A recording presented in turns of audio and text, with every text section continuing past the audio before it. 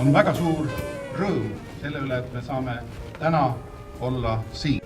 Alles see oli juunikuuses, kui me saime ehitustöödega alustada.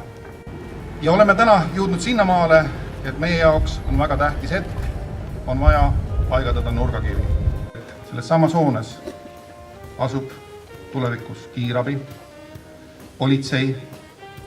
Selles hoones hakkavad töötama perearstid ja pereõed. Selles hoones saab koha ka hambaarst. Selles kohas hakkab töötama apteek. Ja kindlasti väga tähtis on ka väga paljude inimeste jaoks füsioterapeut, aga samuti ka see, et meie lapsed oskaksid ujuda, siis ujumisvõimalused ja ujumisõppe on väga tähtis. Saunamõnud ja jõusaal käivad ka asja juurde.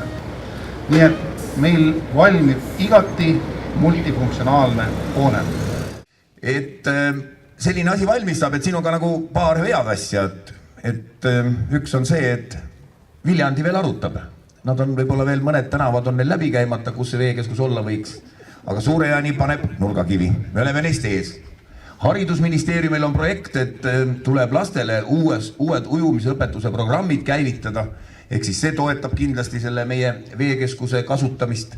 Ja tegelikult nii nagu Tõnugi ütles, et saame siin Suure-Jaanis ühe nurga kenasti korda, et see on teine väga oluline asi. Täna siia pandav nurgakivi on minu jaoks väga hea näide koostööst. Koostööst maakonna omavalitsuste vahel, koostööst maavalitsuse vahel.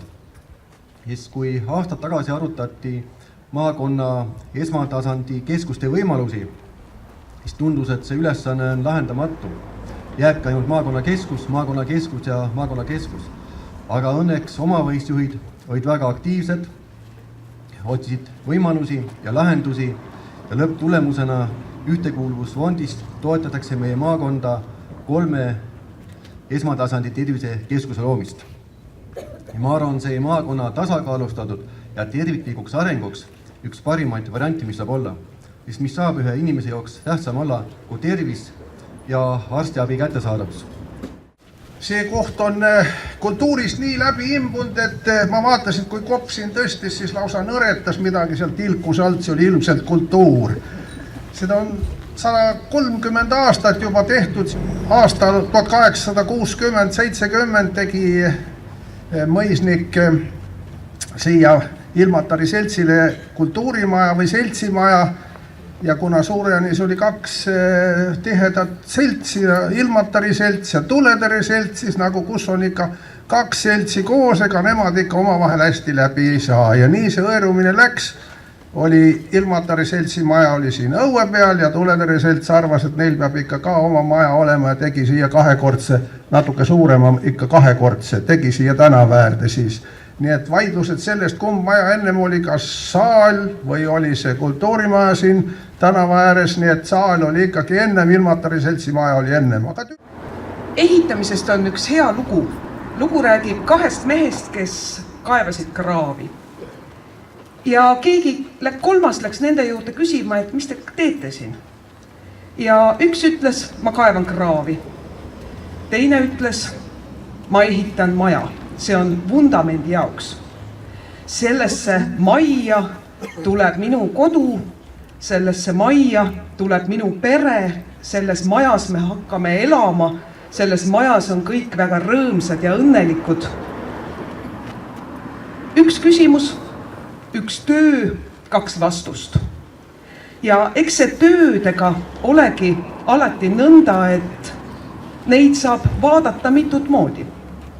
Saab vaadata kraavikaevajat ja näha kraavi kaevamist ja saab vaadata kraavi kaevamist ja näha kodu või siis suure tervisekeskuse ehitajat.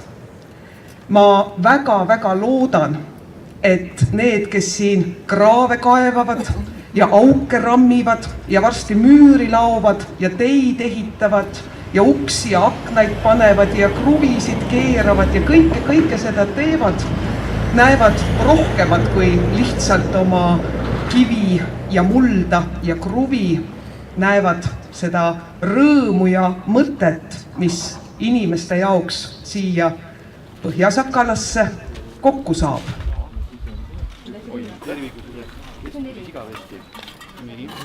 ilusa kaunis arhitektid kõik.